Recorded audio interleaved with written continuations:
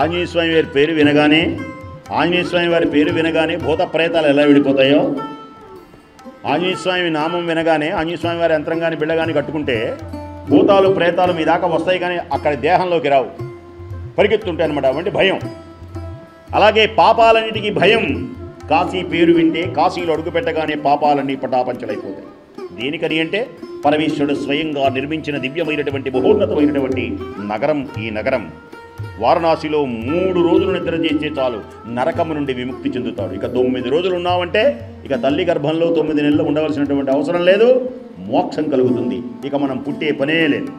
కాశ్యంతం మరణాన్ముక్తి. ఒక్కొక్క క్షేత్రానికి ఒక్కొక్క పేరు. శ్రీశైల శిఖరం దృష్ట్వా పునర్జన్మన విద్యతే. శ్రీశైలానికి. కాశీకో కాశ్యంతన్మరణాన్ముక్తి. కాశీలో మరణిస్తే చాలు మోక్షం కలుగుతుంది, పుణ్యం కలుగుతుంది. అందుకనే అన్నీ విడిచిపెట్టి చాలామంది మీరు చూశారో లేదో, కోటీశ్వరుల దగ్గర నుంచి ఇక్కడ కాశీలోనే కూర్చుంటారు వాళ్ళు. పోతే ఇక్కడే పోతాం.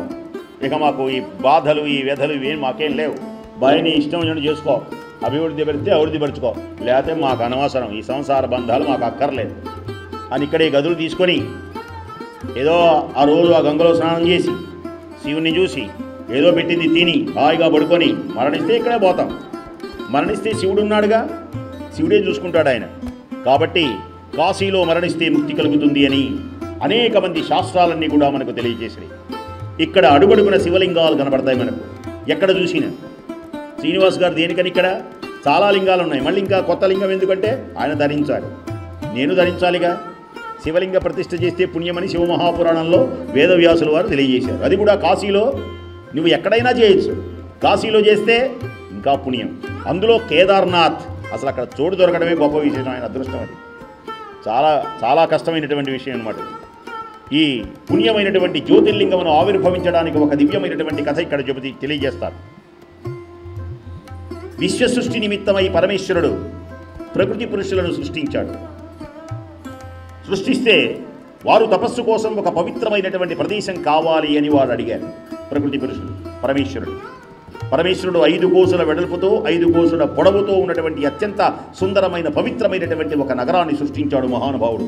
అది ఏ దివ్యమైనటువంటి కాశీ నగరం, మహోన్నతమైనటువంటి పుణ్యనగరం. ఇక్కడనే ఆ పురుషుడు తపస్సు చేశాడు. ఆయన నల్లగా ఉంటాడు, తపస్సు చేస్తున్నాడు ఈ మహానుభావుడు. తపస్సు చేయగా ఆనందంతో ఆయన దేహంలో నుంచి ఆ పురుషుని యొక్క నుదుటి నుంచి చెమటలు వచ్చినాయి. ఆ చెమటలు మామూలా ఒక్కొక్క ధారలు కట్టినాయి. ఆ ధారలు మామూలా ప్రళయకాల సమయంలో ఏనుగు తొండపు ధారల్లాగా వచ్చినాయి. దళదళ దళదళ దళదళ దళదళ దళదళ దూకుతూ మహానగరాన్ని ముంచేసుకుంటూ వెళుతున్నాయి ఆ నీళ్ళని. చాలా భయంకరంగా ఉన్నాయి. ప్రళయ రూపం దాల్చింది. ఈ దివ్యమైనటువంటి ఆ ప్రళయ రూపాన్ని, భయంకరమైనటువంటి ఆ నీటి దూకుణ్ణి, పట్టణాన్ని నెట్టుకొని వెళుతున్నటువంటి ఆ భయంకరమైనటువంటి నీటిని ఆపగలిగిన వాడు ఎవడయా ఉన్నాడంటే ఒక ఆయనే. ఆయన పేరే శంకరుడు మహానుభావుడు. ఎవరు లేడు. ఆనాడు గంగను బంధించినటువంటి వాడు ఆయనే.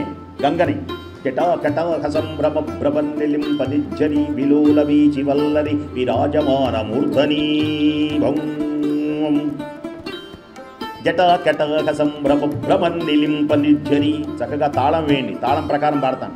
2 స్టాండ్స్, 2 చరణాలు పాడతాను, మరి ఎక్కువ కాకుండా గట్టిగా. అంటే తుప్పు వద్దు, ఠాపా ఠాపా ఠాపా ఠాపా ఉండాలి. అంతేగాని ఒళ్ళో చేతులు పెట్టి కొట్టానులే అలా కాకుండా జటాకటాకసంభ్రమ భ్రమన్నిలింపనిజ్జని విలోల వీచి వల్లరి విరాజమాన మూర్ధనీ ధగద్ధగద్ధగజ్జలల్లలాట పట్ట పావకి కిశోర చంద్రశేఖరే రతి ప్రతిక్షణం మమ జటాభుజంగ పింగళ స్ఫురత్ఫణామణి ప్రభ కదంబ కుంకుమద్రవ ప్రలిద్వదిగ్వధూముఖే మదంధ సింధు సింధురత్వగుత్తరీయ మేదురే మనో వినోదమద్భుత విభక్తు భూత భర్తరీ జటాభుజంగ పింగళ స్ఫురత్ఫణామణి ప్రభా యయత్వదభ్రవిభ్రమద్భ్రమద్భుజంగమః పురద్ధగద్ధగద్వినిర్గమత్కరాళపాల హవ్యవాట్టే ధిమిన్ ధిమిన్ ధిమిన్ ధిమిన్ ధిమిన్ ధ్వనం మృదంగతే మంగళధ్వనిక్రమ ప్రవర్తిత ప్రచండ తాండవ శివ ప్రచండ తాండవ శివ హర హర మహాదేవ.